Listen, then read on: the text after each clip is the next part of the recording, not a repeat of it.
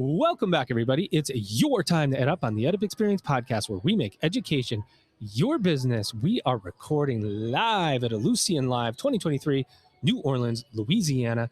And boy, are we excited to be here. The podcast station has been blowing up yesterday and today. We are recording everybody, and they have important, not everybody, because there's 5,000 people here, but we're recording a small subset of those people. Tell us about what's going on in and around higher education.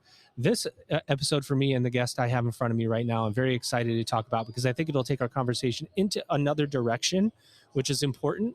And I'm going to bring her in right now because there's no sense not bringing her in right now. I'm too excited anyways. Just let me in. There she is, Jaime Hansen. She's knocking the door down. She's the executive director of Swipe Out Hunger. Jaime, how are you? I'm well. Thank you so much for your time today. I'm super excited to be with y'all. Thank you for being here. And I know a little bit about Swipe Out Hunger, but I'm going to guess that not all of our audience does. So give us your 2-minute, tell us all about Swipe Out Hunger speech. You pull me down off that soapbox when I get too involved, You can right? stand up on the soapbox. Just go from there. Well, Swipe Out Hunger was founded in 2010 by a group of UCLA students. It started as a grassroots movement to increase food access on campuses. And over the last 13 years, it has grown tremendously. And that's an unfortunate problem. So in 2020, we had about 135 campuses that were operating our foundational program, the Meal Swipe Drive, where students could donate unused meals on their cafeteria card to other students. And that was primarily, again, student-driven processes. And then we acquired the College and University Food Bank Alliance in November of 2021. And we went from about, at that time, 200 campuses. And now we're over 600 campuses in North America, predominantly United States and Canada. And on those campuses, we support their pantry or basic needs hubs. This is a rising issue across our nation. About 1 in 3 students experience food insecurity during their higher education tenure. Yikes! And that number exactly is estimated to be higher for graduate students as well. And when we think about the changing demographic of students in our country, the average age being 26, more students are pregnant and parenting as they enroll to obtain their higher education goals. Food becomes a cornerstone of their needs. Nailed it. Okay, wait. My brain just broke because it's one of these funny conversations where you're talking about scale and it's like, oh, the company is growing and isn't that amazing? No, it's not amazing because it's growing because the problem is growing. A hunger issue is growing. So we shouldn't be, I say we shouldn't be excited that you're growing. We're excited that your support of hunger issues is growing at Swipe Out Hunger. But the problem itself continues on. You said it, unfortunately, we're growing. And I was like, whoa, wait a minute, you're right. The way I'm thinking about this is all wrong. Yep. The pandemic really, speaking of breaking brains, broke our food supply chain. And as you know, cost of food has dramatically increased. I think on average, we're about 25% higher than we were last year. And that has a direct impact on our college students, right? You have to eat in order to be successful in higher education. Yeah. And this is, I've talked to so many community college presidents in particular, especially in rural areas. And that is a huge issue. They're going, hey, look, we're social workers and food bank professionals. And then we do higher ed on the side. Absolutely. That's like a growing issue in higher ed. Our goal is initially to put ourselves out of business, right? So you're right. Scaling up is not a thing that's great in our world. We'd like to put ourselves out of business, and how we do this is actually through a lot more advocacy. So we work with students to center their voice, to help empower them so that they can speak on a campus level, on a federal level, and on a state level. Our Hunger-Free Campus bill has been introduced or passed in 16 states already in the United States. Tell us about the bill. A little bit about the bill and it's passed, and what does that mean? Yeah, the Hunger-Free Campus bill looks a little bit different state by state. The majority of the states attach a fiscal note. And when a campus voluntarily becomes a hunger-free campus, they've prioritized that food is important for their community. They sign into this essentially, and they get granted dollars from the state so that they can support their anti-hunger programming through, it could be staff members, it could be buying food, it could be infrastructure like refrigerators. That all costs money. And so we help the state prioritize it as well. Fantastic. What does this look like? Campus is interested in, how do they get involved with Swipe Out Hunger? How does that talk about the engagement process? How does this, is it random? Do they call you? end up with a problem and go, how do we solve this? And then it's through referrals. Can you talk about how you scale from, Sure. Unfortunately scale from 200 to 600, but the good part about that is somebody went, we need you. Exactly. Well, I'm sad to see our numbers growing. I'm delighted that this is taking center stage in the conversation of higher education. So right now it's free to be a partner with Swipe Out Hunger. Our tools and resources are free. We have peer groups that we can connect you to. We also have a grant making arm so that you can apply for some Swipe grants to fund your infrastructure on campus. But all they have to do is jump on our website, swipehunger.org, and they can join online, or we can reach out to them and tell them a little bit more about our programming. And what happens then? Then do you send in, folks, or do you, how does it work so that the support comes? We really like to meet the campus on where their individual goals are at. So they give us some information. We provide them with toolkits and resources. But I think our highest used resource is our one-on-one technical assistance. So tell us your goals. Let us help you get to where you want to be. So then you're becoming an advisory arm almost. So, and tell us how the needs of different campuses vary. Sure. There must be, you must have large public universities and small private universities. How do the needs differ, and how do you see the spectrum of need? I think the very first thing is to recognize that hunger exists on every single kind of campus. It doesn't matter if you're Harvard, it doesn't matter if you're a 2-year community college, it doesn't matter if you're historically Black college or university. Every campus has some sort of food and nutrition insecurity. So once you recognize the problem, perhaps you can put together some data or some qualitative information, some stories to help shape your conversation. What we'd like to do is say, where do you want to be? What do you think your numbers are? What do you think the resources that the students need are? Are you looking for a food plus situation where you build out a pantry and you have referrals to off-campus resources? Are you looking to host all of the resources on your campus? And then we work with you to identify, what kind of tools and resources will you need? What conversations do you need to have with the admin? And we recognize that we're here to be a connector and a facilitator. We are not the subject matter experts. So we want to make sure we put you in contact with other campuses who have similar goals or who have been successful in their goals so that you can learn from them. Amazing. Why are you here at Ellucian for this conference? There are 5,000 people here. You guys, I think you made here? That sound so nice. Why are you here? I love that. why are you here? You have goals. You have specific goals. You have, this is an ed tech. Ellucian's a massive ed tech organization. Swiping Out Hunger affects every one of us one way or another in higher ed. So talk about the goals here for Swipe Out Hunger, why you're here, you partner with Ellucian. Give me all the details. the gas. Well, the hot gas is that Ellucian has been an amazing partner, a corporate partner of ours. They have done a phenomenal workplace giving campaign through the Ubuntu ERG, the group that has been internally raising dollars, and they're close to $50,000 that they've raised internally. It's amazing. So they invited us to be a part of this conference so that we could connect with lots of colleges and universities and help them understand what hunger could look like on their campus. But I'll tell you, some of the great conversations that I've been having with folks is, how do we collect the data? We're here because we're the data people. We love to build out systems and recognize what trends are so that we can offer potential solutions. And so my expectations coming in here were just to elevate hunger on campus and where it's going in our society. But now I've got all these to-do items. It's phenomenal. Were you guys here last year?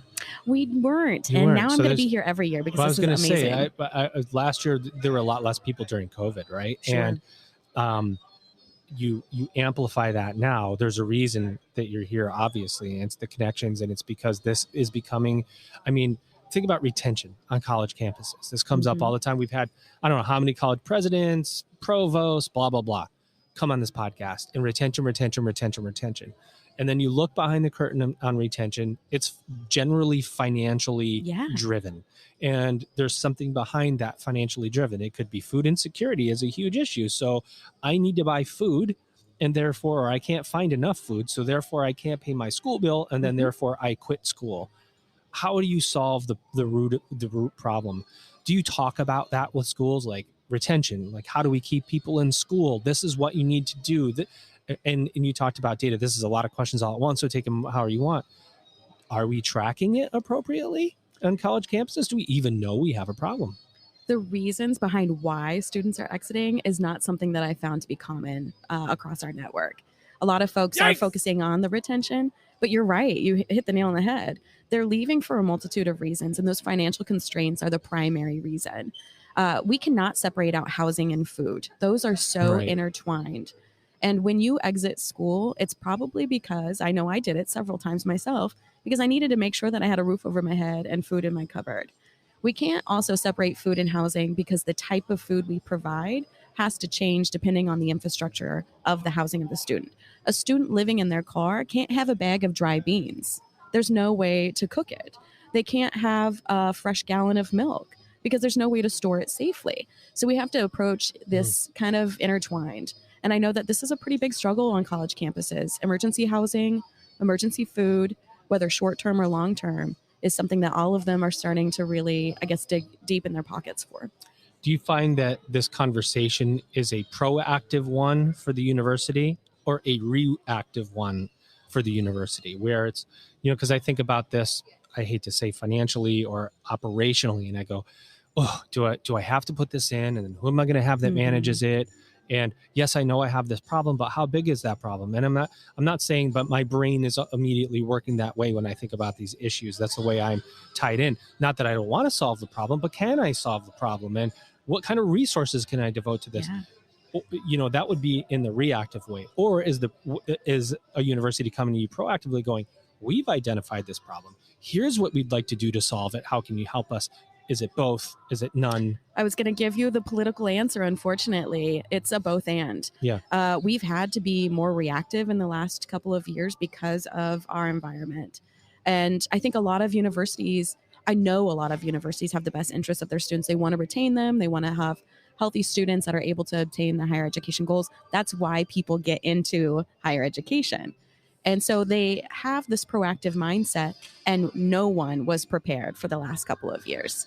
Holy crap. When the food supply chain's disrupted, when food costs skyrocket, when housing skyrockets, our students are really one of the first demographics to feel it in force. And so now schools are going, we had this plan in place, and now we have to escalate it. We have to scale it up. We have to rush it because people need it today. How much of it is student driven? A ton. Right. So students get together on a campus and say, we need Swipe Out Hunger. We need to do something to solve this problem. Yeah. Do they get to the administrators first, then you? Or you meaning Swipe Out Hunger? Or does it go to Swipe Out Hunger first? And then it's like, hey, guys, you have a group of students over here at XYU. You see how that works? Hold on a second. Let me take a breath.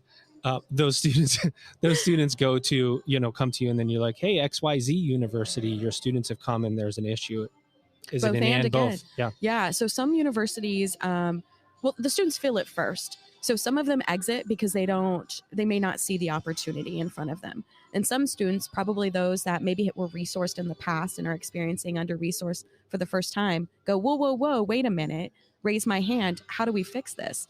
And I got to tell you, one of the recent changes is the emergency SNAP has been sunset. So starting March 1st, a lot of households went from $283 a month to $23 a month. SNAP is also food stamps. Yes. And so we have this extra layer. And college students, if they're working and going to school full time, may not be eligible for SNAP in the beginning. Right. So there's all these infrastructure, like institutional infrastructures that prevent college students from being successful. And I think once college students realize that, they go, hold on a minute. What's the equity here? How do I be successful? How can I contribute back to society? How can I break the cycle of poverty, whatever their situation may be? And that's one of the elements, right? So we want to work with them. Our mission is to center the student voice. They're closest to the issue. They know solutions. How can we put them in positions where their voice is heard? And that could be on campus. That could be in front of legislature, could be in front of, federal government. It could be a lot of different situations, but they're the reason why we're here. Interesting.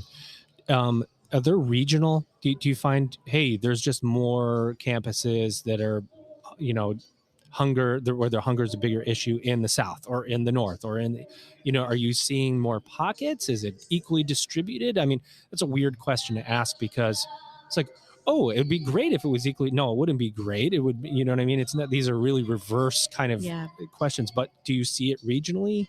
Joe, if somebody came up to you when you were 20 years old, 25 years old and asked, are you food insecure? would you know how to respond? I'd have no idea. I'd have no idea. No idea. I mean, and this was somebody, I experienced food insecurity in college, and yet that was so far from my mind. So we've got many layers of stereotypes and myths here that are preventing people from understanding the true impact of this issue, or so what it really they looks can't like. even compute if I am something. And this requires self-reporting. Right. So how do you even engage a student in this conversation, or how does it happen? Is it like this organic movement on a campus of some kind? Is it, oh, so-and-so, is it almost got like the sorority fraternity chapter thing to it, where it's like, hey guys, it's also an issue over here. Yeah. You know? Yeah. And you know what? It's actually because they're students, they're disciplined. Like they're researching food security, or they're in, food justice movements, or they started handing out food through their sorority or a student organization, and they start realizing, oh my goodness, look at this. Yeah. I don't have a sign up that says, are you food insecure? I have a sign up that says free food. Right. And people are coming over here going, oh my gosh, I wasn't sure how I was going to be able to eat during class today or during the day. Thank you so much for this. Yeah, and it's not like they go, hey, everybody, I wasn't sure how I was going to eat today. I want you all to know that. Yeah. So because of course, who wants to admit that? Right. Right. Who wants to admit that because of bias and everything that comes with that? So it's a really hard problem to uncover. We've talked to so many people. This comes up all the time. I really appreciate the work that you're doing at Swipe Out Hunger. It's amazing. What else do you want to say about Swipe Out Hunger? Anything you want to say, where you're going next, important issues that we need to know about, anything at all, the mic is yours. Oh my gosh, so many things.